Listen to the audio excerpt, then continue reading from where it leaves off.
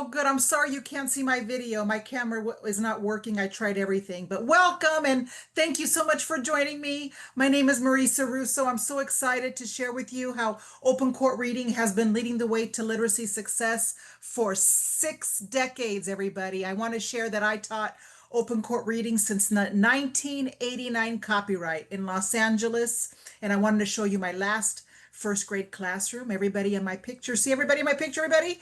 They learn to read with open court reading. It is phenomenal. It's a structured, explicit, systematic program. I'm sure you know. And today I'm going to show you everything you need to know and model everything so you'll feel a lot more comfortable with open court reading and know that it is the science of reading, everybody. I can assure you, when you look at research proven curriculum, remember it's an SRA program. When you see SRA, that means there's science behind it, right? Science Research Associates. Any SRA program means there's been 5 or more decades of proof that it works. Okay, so let's talk about the big instructional emphasis. Do you see my screen? It shows you the K-5 big picture. This is what I'd like to show because I want you to see the emphasis for your grade. Kindergarten, you see you have lots of green. First grade, you have a nice bunch of green. But second on up, you see you have a balance of the green, red, and blue because ideally, the kindergarten and first grade is very heavy in foundational skills because the students are learning to read. In the world of literacy, K1 should be let's learn to read, and second on up should be let's read to learn. They should have those rules. By the end of first grade, they have all the phonics rules they need and they can start reading. But I want to just share with you second, third, and fourth, and fifth grade. If you need more support for students who do not have a K1 foundation when they come to you, just know the intervention that's built into Open Core. There's an intervention guide that'll help you. And fourth and fifth grade, I'm going to show you at the end, I'm going to show you a resource book that is very, very helpful. We just added it I'd say about 2 years ago, we added the phonics guide for fourth and fifth because so many teachers were telling us that they had students that didn't have enough foundation. So fourth and fifth grade, there's a special guide online. When you go to the search bar, if you're searching online on the right corner, just put the word guide in there and all the guides will pop up for you. And then the phonics guide is something you can either save or print out or just use directly from the site. Okay, everybody, let's look at the foundational skills. The comprehension and vocabulary is the red section, and the blue section of Open Core is your writing process, your spelling, your grammar, your penmanship. I just want to show you how it connects to Scarborough's rope. For those of you who really have learned a lot about the science of reading and how to build skilled readers, you know that the students have to have fluent execution in order to comprehend. They cannot comprehend if they're not fluent. And what we have to do is remember there's a balance of word recognition and language comprehension that needs to be taught. So what an example is, there are a lot of students that might be fluent, but they don't comprehend what they're reading. So they're lacking the vocabulary or the language. So language comprehension is the red band of Open Court, and our foundational skills is the green band of Open Court. So just remember when we're doing our instruction, we are truly, truly doing what research says works. One thing I want to make sure you understand is the routine cards. The routine cards are listed at point of use when you do your lessons. For example, how do you read a decodable? There's a routine card. How do you do sound by sound blending? There's a routine card. How do you do vocabulary? There's a routine. So those routines provide consistency. They provide equity. They make teaching easier, less prep time for you because you don't have to learn something new every time, right? It's a consistent, effective, research proven instructional routine that they are used all over the United States, all over the world now. So I want to make sure you know they are located in the back of Unit 1. These cards are in the back of Unit 1. And if you don't have them, if you're a new teacher and you received an older teacher's guide, just know that all the routines are online and you can print them off, put them on a ring, laminate them if you want, put them on a ring, and you'll have those routine cards. And I can assure you that once you use them for the first unit, you probably never have to use them again because it's the same routine. So let me show you how to support each person here. If by any chance you want additional professional development when you are at home after school, you want to watch somebody do a lesson for you. The beauty of Open Court is that we have so much professional development videos, so many, so many. So for example, when you're on a lesson, you will see a show me how video. The show me how video will have either me or my friend Jeff or my friend Kimberly will model what's going on today. Also, there's the professional learning environment. I don't know if anybody has seen this. When you go to menu online, when you go to menu, the last thing on menu says professional learning. When you go to professional learning, you click teacher. When you click teacher, you can see classroom videos of teachers teaching. Also, at the bottom of my screen, everybody, you see what's going on? YouTube videos.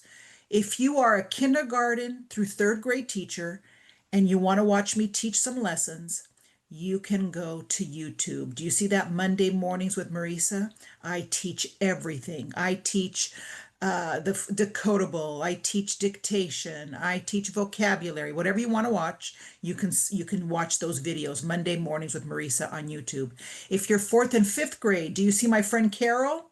Just go to YouTube and look for Carol's. You can just Google Carol's Classroom Open Court Reading, and you'll find my friend Carol delivering phenomenal fourth grade and fifth grade lessons on writing, on syllabication, on word study and morphology. Excellent videos that are there to help you. Okay, don't forget. If you want to ever see any of the videos, this is an example of show me how to do it. Show me how. This is when you make a modification. Let me show you. We Let me make sure there's sound here for you. Yeah, okay, ready? Know that vowel patterns can give students difficulty when reading. Long vowels, short vowels, R-controlled vowels. There's so many different vowel patterns in English. One thing you can do to reinforce the vowel pattern is pre-teach the vowels. So something that we're going to do right now is called vowel first blending. Let me show you how that works. We work with the vowel first, A blank E. Boys and girls, A blank E says A. What sound? A. Excellent. A blank E says A. What sound, everybody? A. One more time. A blank E. What sound, everybody? A. Excellent. So we have sound A, but the spelling is A blank E. Reinforce sound and then spelling. Now we're going to start blending words. How about this one? Say. Good. How about this one? Tay. Excellent. How about this one? Lay. Good. Let's go back here. Let's blend and hold. Safe. Word. Safe. Excellent. Blend and hold. Take. Word. Take. Blend and hold. Late. Word. Late. So this is an example of what you can find on the Show Me How videos, okay? Everything is digital. For any of you who don't want to hold a teacher's guide anymore, the teacher's dashboard is ready to go. And the student dashboard is all populated. For those of you who don't want to give homework every day, don't worry. The student dashboard is populated. So everything you teach, there's a place for students to go when they're at home on their device, and all the resources that you taught that day, everything, the high frequency words you taught that day, the decodable you taught that day, the vocabulary words, they pop up for the kids. Okay, so everything is populated, ready to go, easy to use. Okay, let me show you quickly when you go online. Do you see my screen, everybody? When we're online, you have a green section, a red section, a blue section. You see that? We're going to go to the green. This is the foundational skills. These are all the tabs for the instruction. And you see the Show Me How video. That's me. I'm going to teach you how to do I guess I'm going to teach you how to do a sound or something. Then we're going to go on and turn on intervention if we need intervention guide. It's there.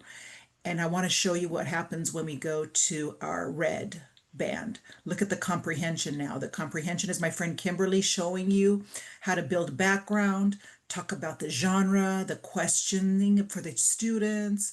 So that's all of the red band. Then the blue band, you see my friend Jeff. He's going to show you how to work with writing autobiographies, work on the pre-write, penmanship.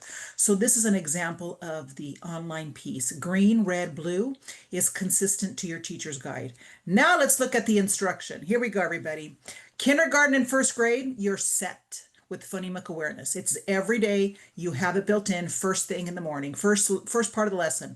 Phonological and phonemic awareness, you need it. It's the root of the issues when student can't spell. This is a fact, everybody. When students can't spell well, it's because they can't hear the sounds. If they don't hear the sounds, how are they going to put it in print? You write the way you hear it, right? I had a teacher the other day. She said, "Why are my kids putting J in dragon?" And I said, "Did you hear what you just said? The J in dragons. You see, when the kids hear dragon, they think it's a J. So that's a phonemic awareness piece where the kids have to separate d, ag. Hold the DR has to be separated. You can't teach DR as one sound. You see what I'm saying? Or truck. Another teacher said, "My kids write truck with CH." I'm like, because when they hear you speak, it sounds like a truck. They don't hear it clearly. So you have to separate the t, k. They have to hear every individual sound. That's what a phoneme is. A phoneme is a sound. So kindergarten, first grade, you have it every day. Second on up, if your students need to learn about their sounds and segmentation, you can see online. There's a phonemic awareness little booklet for second through fifth grade that have little lessons that are like 2 minutes of your time, and it's just oral mini lessons for phonemic awareness. Don't forget. And here's a video to reinforce it. Watch. With their little Quit. puppet, What's the our ending puppet. sound? T. Good. Now let's end it with z. Let's try it. Quiz. Excellent. Let's do some more. Win. What's the ending sound? Excellent. Now let's change it to k. The ending sound is going to be what? K. Let's try it. Wick. Say it fast. Wick. So all of that Program. puppet, that's in your kit. K1, that is in your kit for phonemic awareness support. Leo the lion is part of the phonemic awareness activities. Also, KN1, a lot of your students might know the alphabet song that goes LMNOP. Have you heard this LMNOP? We're not going to do LMNO here. No LMNOP happening. So when we do the alphabet song in open court, please do it the way it's designed, the proper way where we pause in the perfect spot so students hear every sound. Do you see my screen? A, B, C, D, E, F, G, and then clap. H, I, J, K, L, M, N, and clap. See it? O, P, Q, R, S, T, U, V, W, X, Y, Z. Now I never will forget how to say the alphabet. How perfect is this? They hear every letter. There's no LMNOP. And I just think it's it's the most perfect alphabet song I've ever seen. Students hear every letter name. And if you don't feel like singing, guess what? You can pull me up on YouTube and I'll do it A, for you. B, C, D, E, F, G, H, I, J, K, L, M, N, O, P, Q. So I'll do it for you. If you don't want to sing, don't worry about it. All the songs are recorded. You never have to sing apples and bananas anymore. Down by the bay, everything's recorded. K1 teachers, it's cool. Okay, now let's talk about the most important part of the green band. The most important part of foundational skills, everybody. Number one, unique piece of open court reading that no one has the cards like these. These are called sound spelling cards. They've been popular for 63 years, everybody, because of their magic. Are you ready for the magic? Here we go. The magic in the cards. Are you ready? First of all, 44 cards. Why do we have 44 sound spelling cards? 44 sounds of the language, right? Now look at the cards have an action. Why do you think we have an action and a little story for the cards? Anybody want to tell me? Anybody have a guess on why do we have a story? Bobby loved to bounce his basketball. He bounced it all day long. This is the sound the ball made. And we do an action. You know why we do an action, everybody? It's very brilliant. The creator of this program in 1962 thought, you know what? What if kids don't speak English that are in my classroom? If I just say this is a cat, this is a dog, they may not connect. To some kids, that's not a cat. In their language, it might be gato.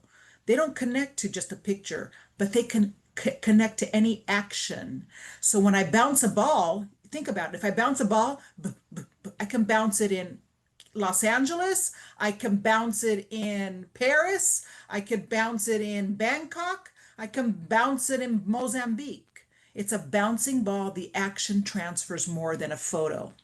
So that's why there's a story and an action for every card to be multimodal. So we represent auditory learners, visual and kinesthetic. It's such a gift. It's such a gift. Now watch the color coding. Are you ready, everybody? Here goes the color coding. Short vowels are green. Please remember, all the short vowels are green, and they are green, and they are amazing because there's no A for apple, there's no E for elephant, and there's no I for igloo, and no O for octopus. We're never going to have, never, we will never have O for octopus in open court reading. It's designed for the science of reading because 95% of the time, short vowels are in the middle of English words. So the fox says what sound when he's sick? Aw. The pig says what sound when he giggles? You guys see it? It's brilliant. The short vowels on the short vowel cards are found in the middle of the word. You see it? Hen, lamb, tug, fox, all of the cards that are short vowels will have the vowel in the middle of the word. And it'll always be like that. The first words children read are called CVC words. They must get used to short vowels are usually medial sounds. It's a gift. Now, long vowels. Long vowels, they are yellow. And do you notice what's happening? They don't need a picture because they say their own name. Long A says A, long E says E, long I says I. They don't need a photo. They say their own name. I want to show you something else. I want to show you the blue cards. The blue cards are special vowels of English. English is very difficult. For those of you who speak other languages, I speak 4 languages, and I know my parents were not from the United States. My parents are immigrants, so it was a hard language for them to learn. And I want to share with you these are the special vowels of English called the R control vowels and the diphthongs. Have you seen these before?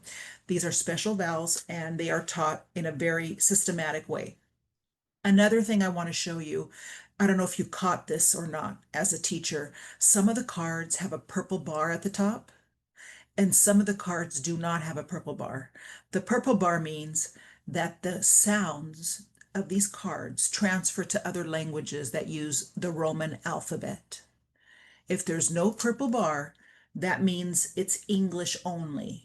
Okay, so see the card for A? A is an English sound. No other language. No other language says when you see an A, right?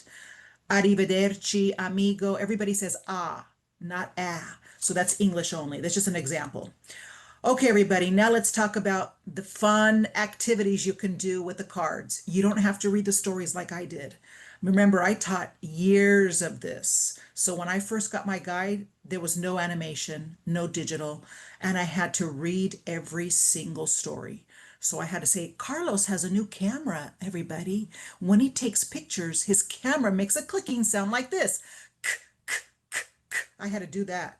Now, look what you can do. Everybody K3 can play this. Camera. Carlos has a new camera. When he takes pictures, his camera makes a clicking sound like this. In the garden, Carlos takes pictures of caterpillars crawling on kale. At the zoo, Carlos takes Is that beautiful? So now everything's animated, easy to go, ease of use. And now the students know the name of the card is camera. The sound is k, and the spellings of the card are C, short vowel CK, and K. Remember, these color coded cards make a difference. Once we teach the cards, look at this beautiful thing. The science of reading and structured literacy tell us that you must put these sounds together to blend words. So immediately after we introduce the sounds, we blend words with those sounds. Notice on my screen, if I taught the chipmunk card, see the chipmunk, everybody? He's chewing on cherries. Get it? Look at his chubby cheeks. See him? So now look what we're reading.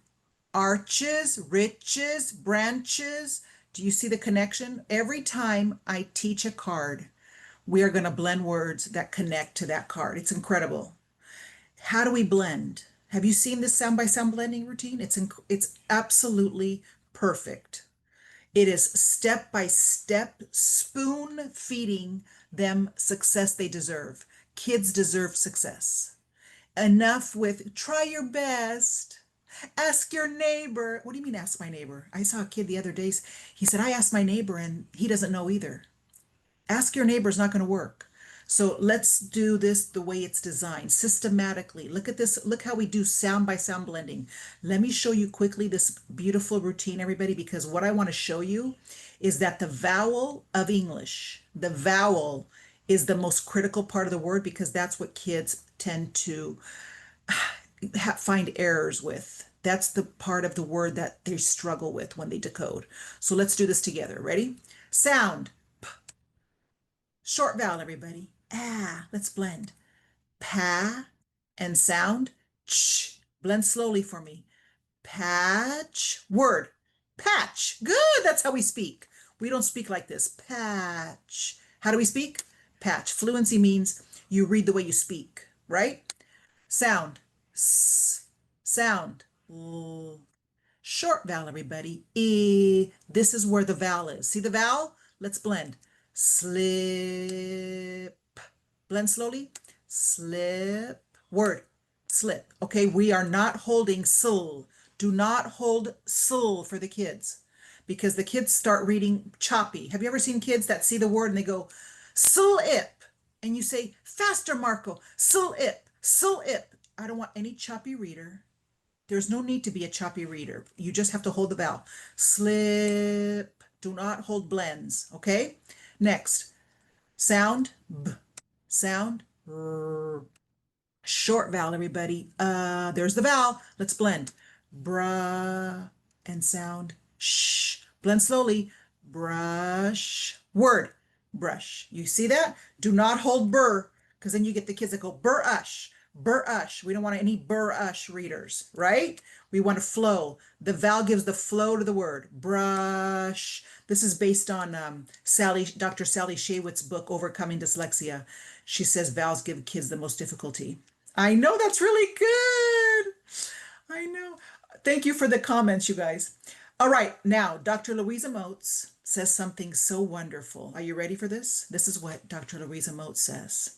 She says that you can tell what a child does and does not know about phonics by how they spell. So let me show you how we're going to create spellers for life. Are you ready? I'm going to promise you, if you teach the cards the way they're designed to be taught with the scope and sequence of the most frequent sounds first, watch what happens when they learn to spell.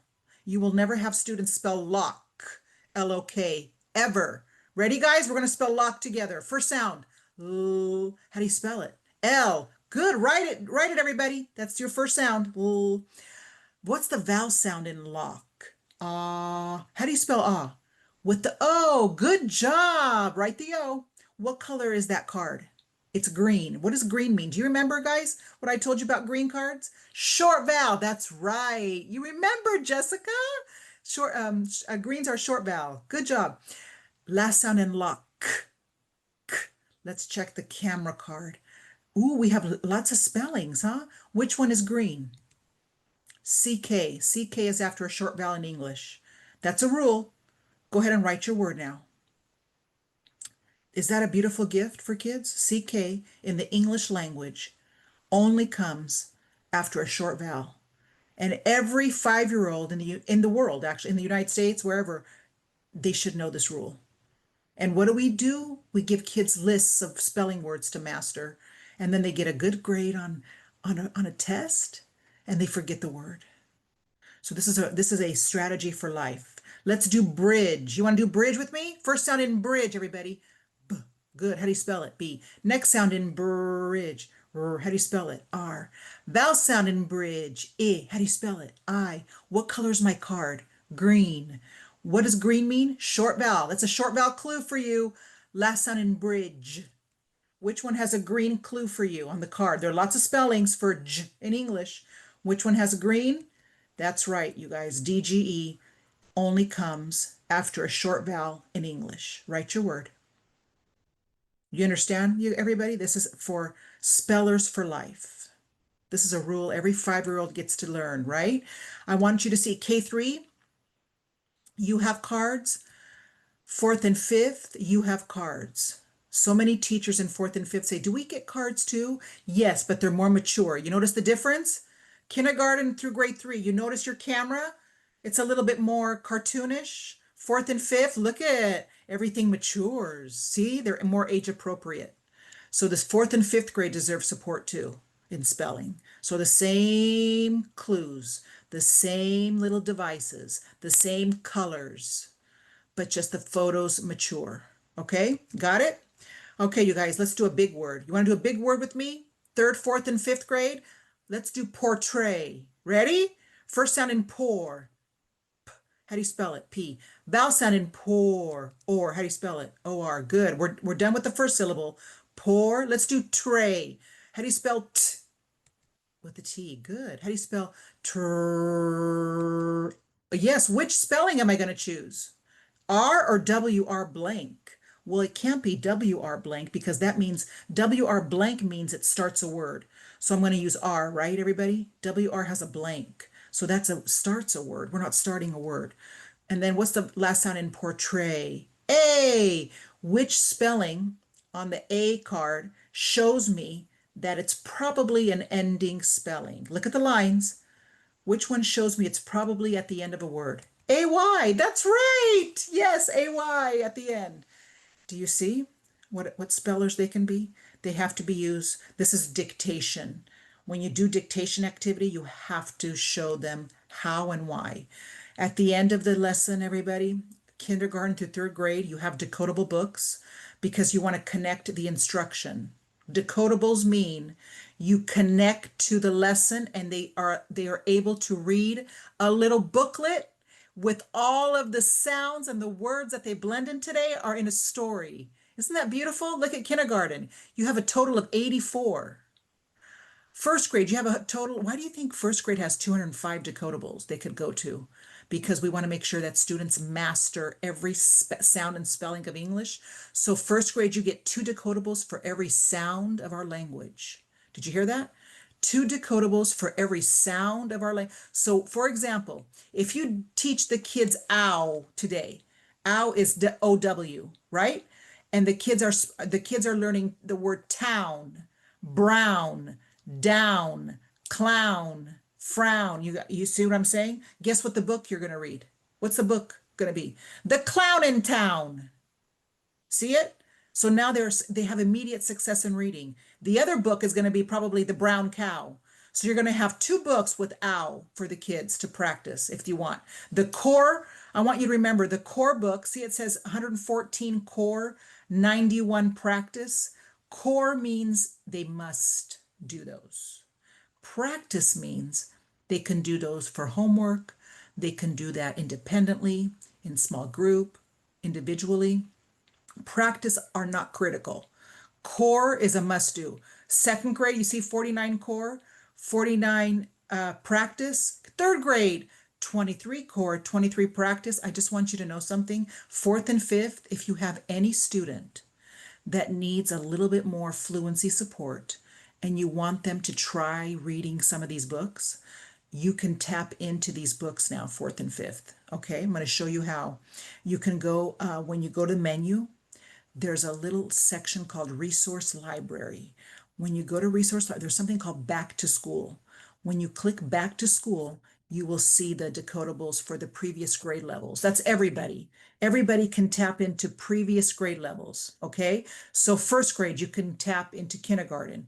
Second grade, you can tap into first. Does that make sense? You can go back and look at some of the decodables that maybe the kids might need more help with. For example, kindergarten has pre-decodables that review all the sight words and high frequency words. So first grade team, if you have a child who still doesn't know the word said, or still doesn't, or still has trouble with the word with, or if there's a sight word that they're having trouble with, or a high frequency word, you can grab that booklet, the pre-decodable from kindergarten, and have them practice the high frequency words in the book. Okay, does that make sense? So it's a beautiful gift for kids.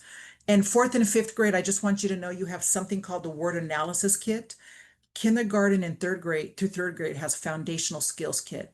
Fourth and fifth, you have a word analysis kit, and you have 270 differentiated passages in this kit. They're laminated.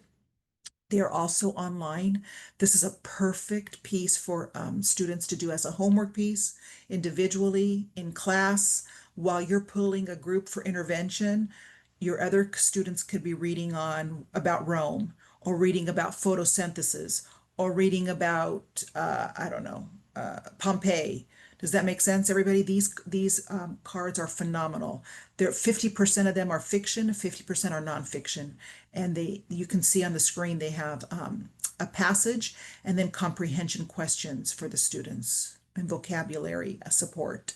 So these are called differentiated passages, fourth and fifth grade. They're in your kit. And then look at what you can do. You can have students record now. Students can record all of their fluency and send you the recording. This is a nice new piece with the new copyright of Open Court, the recordings. I love this. Now, ready? Let's talk about the routine. Every decodable has a routine. I'm not going to go over this too much, but I do want to show you some of the key pieces. You want students to read a page silently, read a page aloud. You see that, how we're tracking? And then you also want to make sure when you ask a comprehension question, please make sure students point to the text, not the photo. Have you noticed kids point to photo too much? We want kids to point to the text. What did Jake not see? Did you see that? You have to make sure that they point to the word grapes and not the photo.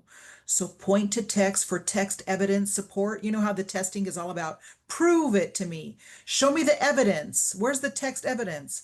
So we're starting text evidence in the decodable. So point to the text for answers when you ask a comprehension question. Comprehension questions are built into your teacher's manual. Don't worry. Okay. Now, we did phonemic awareness, we did the sound spelling cards, we did blending, we did dictation, and we did the decodable. That's all of the green, okay? Now, I want to go to second on up. Second on up, you have another section in the green band called word analysis. Please remember, word analysis means this is where we teach morphology. Morphology is learning about the smallest unit of meaning in a word. Okay, how many parts have meanings? What are these meanings? What do these endings do? These prefixes, these suffixes, these Greek roots, these Latin roots. Do you see what's on my screen? This is what you're doing in the word analysis lesson. Second on up, are you ready? Let me tell you what's going on. Second semester of second grade, you're completely into word analysis. Second semester. Third grade, every other day, you're doing word analysis. Fourth and fifth grade, every single day, you're doing word analysis. Ready? Let me show you an example. I love this. This is from a second grade lesson. I just showed this the other day, and I think it's just fun to show. Okay, everybody, pretend this is up on my screen. This is the word lines for today. You notice what we're doing, everybody? Look at the word cloudy, tricky, filthy, rocky. What does everything have in common? And the kids say, oh, they end in Y. Yes, all the words end in Y. Let me tell you about this particular prefix, everybody. This Y ending in English has a meaning. It helps us change our word meaning. So cloud was a noun, okay? Adding the Y makes the word an adjective, okay? And that means we know that the Y at the end has a meaning of something that's full of something or having something. So if there's a cloud in the sky and I say it's cloudy, what does it mean? Full of clouds, full of something. Okay, everybody? So this is an example of a understanding those mini lessons on morphology. Words with prefixes and suffixes. We have roots. Fourth and fifth, let me show you this one. Inaudible. This is when we're really getting into Greek and Latin roots. Inaudible has three parts with meaning. Did you know that, everybody?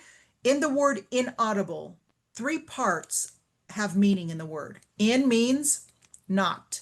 Odd means here. IBLE means capable of. So what does this word mean without me getting the dictionary out? That's the whole point. Let's see if we can make sense of the word without the dictionary. So what does this mean, everybody? Unable to be heard.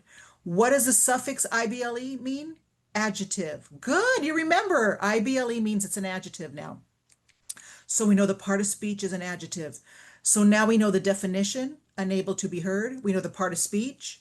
It's easier to read. We know three parts, and it's easier to spell three small parts, right? So now we can start with these words: inaccessible, inadmissible, incompatible. You see how we transfer that information to other words immediately? Skill application. Here is the routine, everybody, for reading long words.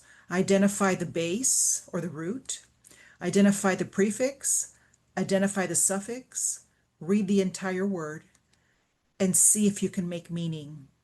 Okay, that's the routine in open court, and that's the routine on the International Literacy Association. I looked last month when I was doing a prep for a session. I'm like, let me see what International Literacy Association wants teachers to do in morphology. Look at their routine. I couldn't believe it. As soon as I saw this, I called all of my colleagues. I'm gonna look at what International Literacy Association has our routine. Find the base, find the prefix, see, put them all together, see what the meaning is. It's our routine. So they have it on their site. It's beautiful, you guys. Now, ready? Teacher tips. If you ever need help, maybe you don't know how to segment the syllables. If you don't know where the separation is, all of the teacher tips will help you at the bottom of your teacher's manual. Okay.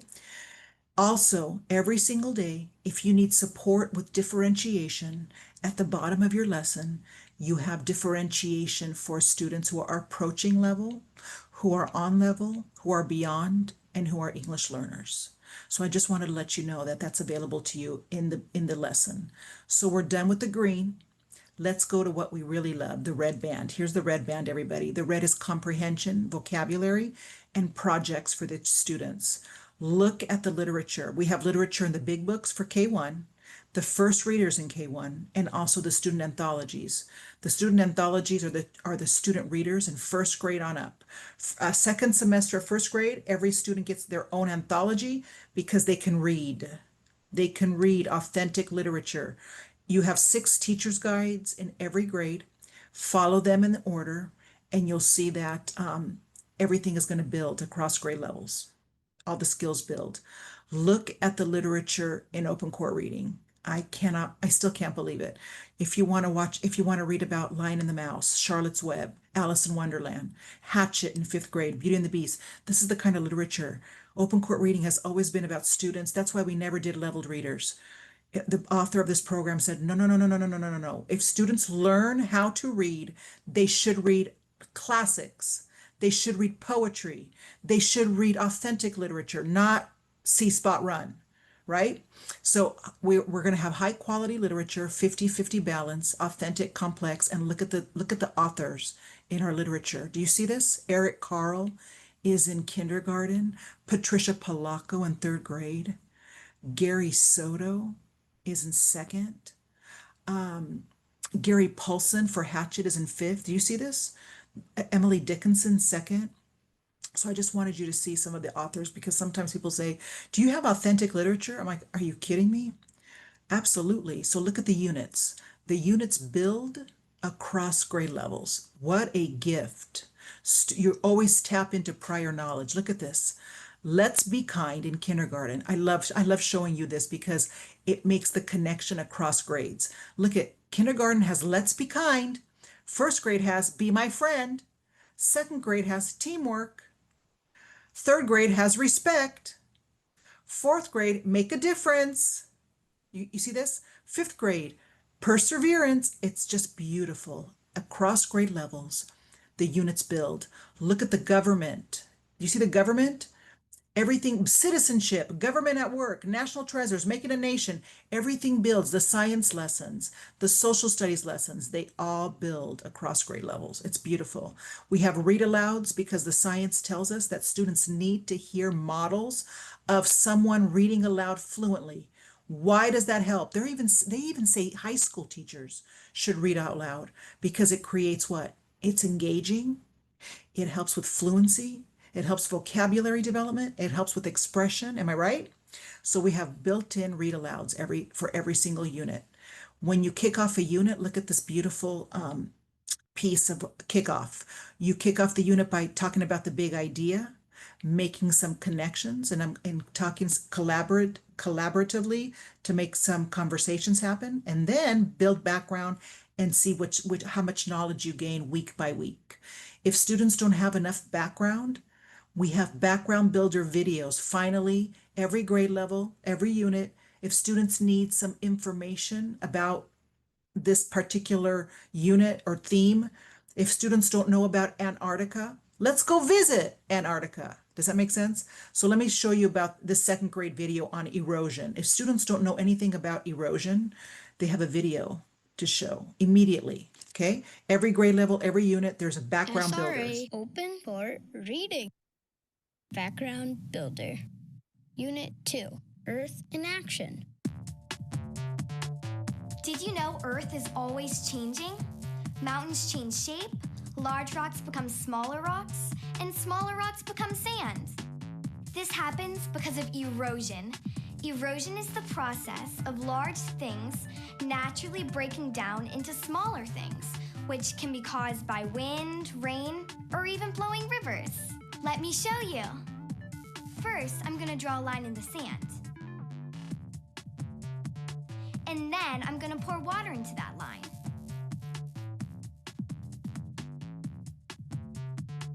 What does that look like to you? That's right, a river. Do you see how the water is moving the sand, changing the surface? That is river erosion. SR. Isn't that beautiful? Isn't that beautiful? So this creates curiosity, right? What's creating curiosity, do everybody? It helps students want to find answers to questions. So this is where projects come in. At the end of every unit, we have an opportunity for students to deliver their final presentations based on questions that they want to find answers to. So here's a third grade example. See my board called Animals and Their Habitats? We have a side for questions and a side for concepts. This is called the concept question board. Throughout the unit, kids keep posting what they know about this unit, what they want to find out. What do they want to find out more about? So some kids might say, I want to know why why do so many worms show up when it rains on the sidewalk? Does that make sense? That's something they could research. So we have authentic research projects. Do you see this at the end of every unit? For the first week, we develop questions. For the second week, we create conjectures. What's our best educated guess for the answer? Then we collect information, right? We do our research on week 3. You see, and by the end of the 6 weeks, it's a 6-week unit for second through fifth, 6 weeks. At the end, they deliver their presentations. So I want to show you this group, these kids in Baltimore delivering their presentations. It's beautiful. My question is, why do animals have different kinds of camouflage? My conjecture is animals have different kinds of camouflage because they're all different. Question was, How do chameleons change color? My original conjecture was, I think chameleons change color because they have special spores that sense what color chameleon is on. Students often get hung up on doing the same thing. Certain students always want to do a poster because that's their comfort zone, but when they see how exciting and fun it might be to do a photo essay or to do a PowerPoint, it's something then they open themselves up to the opportunity for on a later. So we have these beautiful end of unit projects for students. So I just want to show you for the red band. Let's say we're reading Beauty and the Beast. I want to show you the 5-day plan for reading. Do you see day 1? Let's build background. Let's develop some vocabulary. Let's talk about the genre. On day 2, comprehension strategies. Let's model think alouds. Let's stop and make a connection. Let's stop and make a prediction. Let's stop and clarify. Those are strategies. On day 3, let's go back and now we know the story. So let's do close reading. Close reading, and because now we can do cause and effect, main idea and details, sequencing, because we know the story now. On day 4, let's look at the author. What did the author do? It's called the writer's craft, focusing on becoming better authors. Let's look at the setting that the author used. Let's look at the voice. Let's look at onomatopoeia. Whatever the author's doing that's unique, we're studying so we can become better authors. So we go back in and look at the writer's craft. Okay, and then look at the day 5 is review. Isn't that beautiful? Day 5 is always review, so you can do your weekly assessment. So let me show you how beautiful it's designed. Do you see when you're reading a story and there's a stopping point for you as a teacher? Stopping point number 8 says prediction. So there's a beautiful little reminder for you to stop and predict, ask them a question or model something. And then do you see the red font says possible answers from students? This is such a gift because when I first taught, it used to say, answers will vary. Answers will vary. That doesn't help me at all. This does. Possible answers from the students. So that's nice. And then the second read, do you see the second read? We're going to sequence the story. We're going to go back. We know the story. Let's start sequencing this particular selection. And the graphic organizer pops up. Then we go back in and do the final view of the story with the author's purpose, writer's craft. What is the author doing? Let's look at author's point of view. Does that make sense? So we can become better authors and writers. Then we have end of the week questions that are connected to the selection, and we have different DOK levels of the questions, depth of knowledge. So you'll know if it's a DOK level 1 question, a DOK level 4 question. You have that in your guide when the students are answering their questions, and then they have an opportunity to write about reading at the end of the week. See where my arrow says include details from the text to support your answers. So every week students are writing about reading, which is such exactly what we want to do. The highest level of comprehension is when you can write about it, right? So now we also have built-in science and social studies connections for you in the week. And for vocabulary, I want to show you this. Dr. B. Miller is our author for vocabulary development, but he does our selection vocabulary. Remember in the green band, we did word study when we talked about the word inaudible. This is the selection vocabulary where we're talking about developing vocabulary is a step, practicing, applying, extending, and review. So every single week we have a 5-step vocabulary. And now the students can click on a vocabulary word and get the definition. Gestures. Noun. Plural form of gesture. A movement showing what a person is thinking or feeling. The crossing guard used gestures to help students cross the street safely. So you have Gestures. every single student has an opportunity when they're reading this digitally to click on the yellow words. Those are the vocabulary words, and they get a definition and an image and a video. Also, because so many students need auditory support. What do you do when a dangerous storm is on the way? Most people take cover. Every single piece of every single book, whether it's a decodable, whether it's a big book, whether it's their anthology, it could be their language arts handbook, everything has audio for students, everything. So they just, for those of the number one way to acquire language, as you know, is listening. So now we've done green and red. We're going to go to blue. Okay. Before I go to blue, let me see if you guys have any questions. This is going to be our ending, the blue section. Marisa, I think we have a Yes. question from Fallen. The question is, I teach grades 7 to 9 in a bilingual school, and we usually have a lot of students who start in grade 7 but unable to read or have any English language ability. Could this open course be used to help them, or would you suggest that they starting from K level? For seventh grade? Yeah. No, so this is you seventh grade, you're going to need something more intensive intervention. You'll need corrective reading. That's what you need for seventh graders who don't have background. This is too childlike for a seventh grader. This is K5.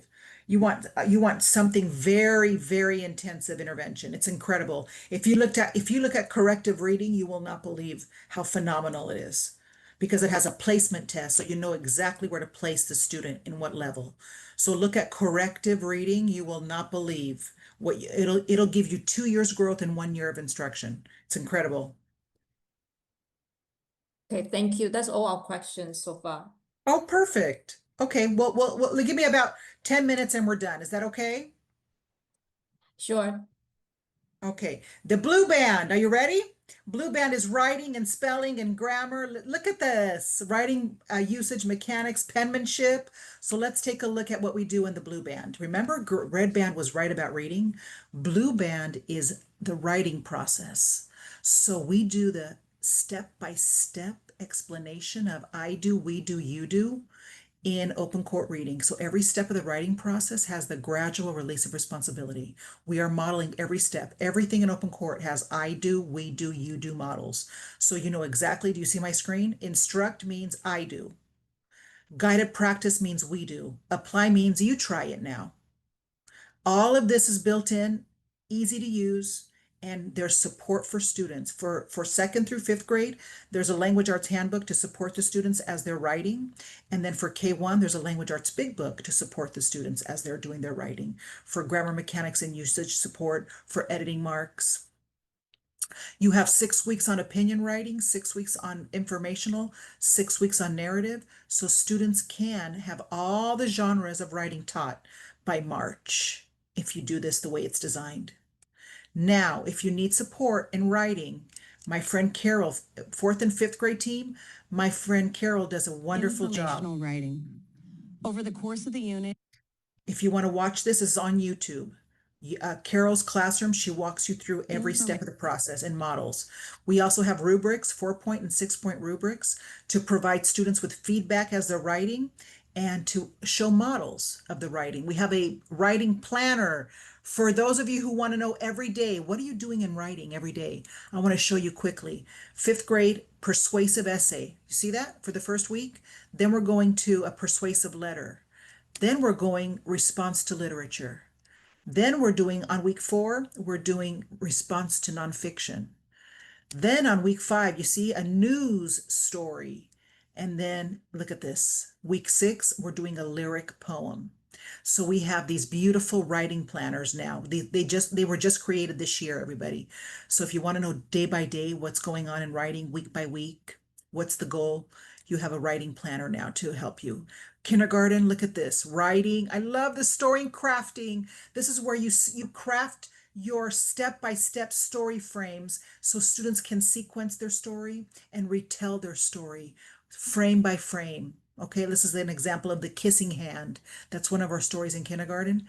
You have all this that pops up for the students to retell and sequence. The spelling list is connected to the green band and the grammar mechanics and usage. Look at the grammar lesson, everybody. Look at this. We're doing a direct objects. See, instruct, practice, apply. Even the grammar has the instruct, practice, apply for students. And every single spelling list in the blue band is exactly what you're doing in green. So students go home and practice their spelling words, but it's everything you taught them. Daily practice is called skills practice workbooks. That's the only workbooks that students must do. If you want to know about it, the must do, this is a must do. This is the students applying what they've learned. This is the you do. All right. Remember, I do, we do, you do. This is the you do book. It's called the skills practice book. And this is what they do for their ending, ending of the lesson that you've taught, right? And then penmanship. I want to show you penmanship. Kindergarten, first grade, it's built at kindergarten, it's built into your green band. First grade on up, penmanship is in the blue band. And I do want to show you cursive writing is there. If you'd like to teach cursive writing starting in second, you can do that. We have that ability. It's built into the lessons. And then I want to show you one of my students to show you the improvement. This is my first grade student when he first came to my class in Los Angeles. He tried to write, I like pizza. Do you see that? He's 6 years old, Edgar. Look what he did 6 months later. 6 months later, everybody. This is Edgar's writing. I'll never forget it for the rest of my life. This is just to show you what kids can do once they are taught. He was limited English. He had no parental support, but look what he produced at age 6. So it's a beautiful gift to show, to know that everybody can succeed. Publish pieces of writing at the end of every unit is what we expect students to do. So on my screen, you see kindergarten, 5th grade, 1st grade, and 2nd grade published pieces of writing. Differentiation is available every day for you. And we have the assessments. We have the diagnostic assessments, formative assessments, and summative assessments. So we have the diagnostic, benchmark, weekly assessments, and unit assessments. If you want to do these digitally, this is the greatest thing. If you want to do these digitally, you can assign the test to the students. Once they complete the test, you get a score. Did you see the score I got right here on my screen? It's Matthew. He got 60%. Do you see that? I need to find out what happened. I'm curious. So I go to my skills report and look what I found out. I found out that he received 100% on the TH digraphs. He received 0 correct on the CH. This is information I need to differentiate. So now I can differentiate, I can get reports, I can get recommendations, I can give grade card reports to the parents. This is all available online. So differentiation every day for approaching level, on four levels of differentiation. Do you see that? Approaching means intervention. OL is on level. BL is beyond, that means gifted. And English learner is your purple circle. Every day there's 4 levels of differentiation. Daily intervention guide. If students are below grade level, we have tier 2 intervention guide that reinforces your tier 1 instruction. It's connected. It's exactly what you're doing. So if you're in unit 1, lesson 2, day 3, you're in unit 1, lesson 2, day 3 in the intervention. It's a pre-teaching or reteaching lesson. 4th grade, remember I told you may want the phonics guide for students who did not learn phonics. You have the 4th grade and 5th grade phonics guide online. Okay. If you need it, I can email it to you. If you can't find it, I have it on my desktop. Don't worry. And for kids who are on grade level and above grade level, you can have them work in the genre practice book that's connected to the genres they're working with while you pull your small group. When I taught, I had to pull my principal told me you have to work with the kids who need intervention. The most fragile you have to do. So the students who I worked with, the other kids were doing more independent work. Okay, if your students are above grade level or on and want to do novels, we have a list of novel studies that the students can do that connect to the units and a packet that goes with every novel, a 6-week packet. So if the kids want to read Hidden Figures, there's a 6-week packet to go with Hidden Figures, and students can do this with the group independently and do their own little novel studies. We have independent reading logs for students who can read more independently, and that's found on the resource library. And then finally, I want to make sure you know that teachers have support, students have support. There are games for all of the skills you teach. There are games for students that they can do online or on their phone or on their tablets. The games are device agnostic. And the parents have letters to support them every week. I just received a question the other day about how do parents get homework? And I told them about the letters. So parents every single week in the student site, There's how to help your student this week with the vocabulary, with the spelling, with a big idea, with the grammar. Everything's on the letters. If you guys want the letters, they're all there under resources. They're called home connection letters, okay? And then if you want to go ahead and review the demo site. This is the new demo site. You can see everything kindergarten through fifth grade. This is the new demo. Please make sure you write this down properly or take a picture of it, because the other day a teacher wrote and said this was not working. And when I looked at her email, see the password? She put MHG instead of MGH. So make sure you write this properly. It'll work. You get everything K5 with this demo site. So thank you, everybody. We did it. We are done. Thank you, thank you, thank you. Any questions? Yes, we do have the last questions. I should say, can we print the stories and the resources? Some of the resources you can print. Yes, there are some you can. You can print, for example, the decodable. But you can't print the anthology selection. Okay, that's all our questions. Okay, thank you, Thank you. Melissa. Thank you so much much. for everything, everybody. You guys Thank have a you. wonderful, wonderful day. Yeah, and just a quick reminder before we wrap up. If you register for today's section, you will receive the recording link via email within the next week. And if you have any questions or needs further support, please feel free to reach out, and we are always happy to help. And also don't forget to check out our upcoming back to school webinars. We have both title specific and general sections designed to support you and your team as you prepare for the new school year. And thanks again, everyone, for spending your time with us today. And we wish you all the best in your back to school preparations. And take care and have a great day. Happy Friday, everyone.